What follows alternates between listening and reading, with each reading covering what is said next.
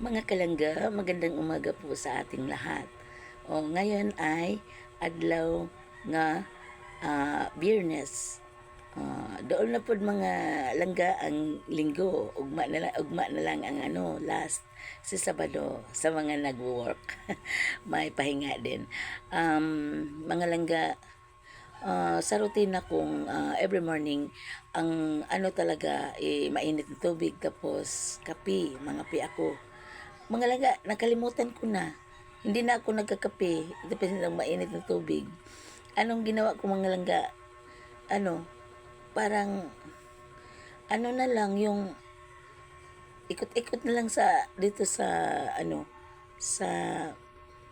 silid ko. Tapos parang nakalimutan ko na din na magwalis dyan sa labas. Parang naiba na nga yung rutina ng ko ngayon mga langga.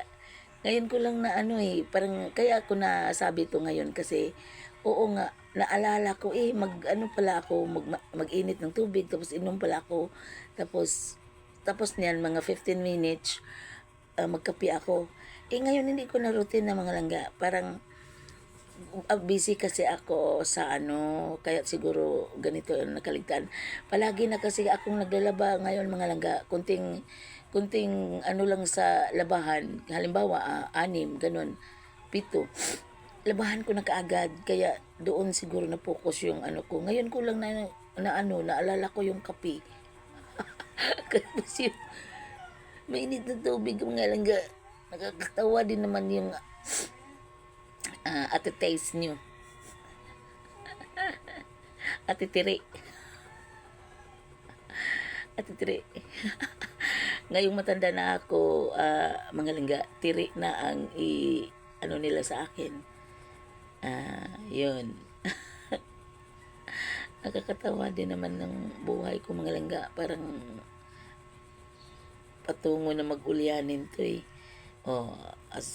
Sorry po mga langga. Talaga itong ko, magsasabi talaga ako ng totoo. Kung anong naramdaman ko, isasabi ko talaga.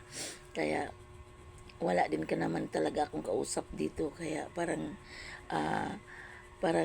yung nagustuhan ko rin na magsasalita dito sa yung sa harap ng kamera.